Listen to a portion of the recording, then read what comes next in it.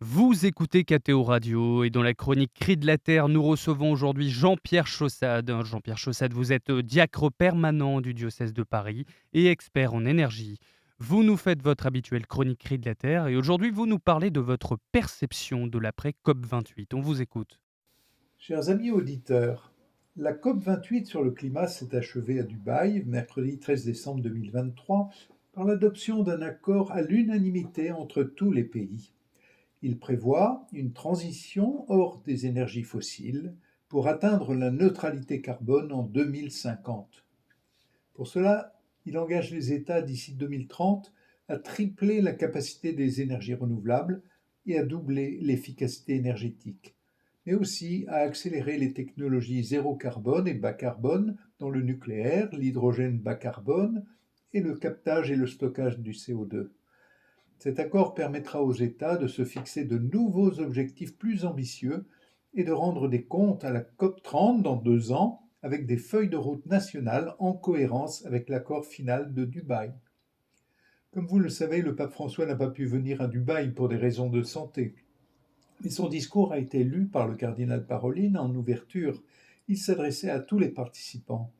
Il est nécessaire de donner un signe d'espoir concret, que cette COP soit un tournant, qu'elle manifeste une volonté politique claire et tangible conduisant à une accélération décisive de la transition écologique. Je crois que l'accord obtenu répond dans l'ensemble à son souhait. Mais cela suppose que les pays s'engagent résolument dans cette voie. C'est pourquoi j'ai reçu comme une bonne nouvelle l'annonce d'Emmanuel Macron de créer un dispositif de location de voitures électriques à 100 euros par mois à partir du 1er janvier 2024. Les bénéficiaires sont ceux à revenu fiscal modeste et qui roulent beaucoup pour leur travail. C'est un excellent moyen pour accélérer le développement de la voiture électrique, l'une des conditions nécessaires pour réduire les émissions de CO2 dans les transports qui contribuent pour 30% du total des émissions en France.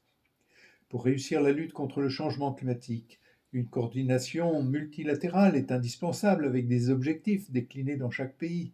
Mais cela ne pourra se traduire concrètement que si chacun de nous prend sa part pour réduire résolument son empreinte carbone dans le transport, l'alimentation, l'habitat et le chauffage.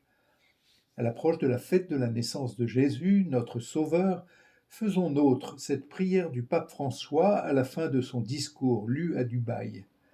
Avec l'aide de Dieu, sortons de la nuit des guerres et des dévastations environnementales pour transformer l'avenir commun en une aube de lumière. Merci beaucoup Jean-Pierre Chaussade, je le rappelle, vous êtes diacre permanent du diocèse de Paris et expert en énergie. Excellente journée à vous.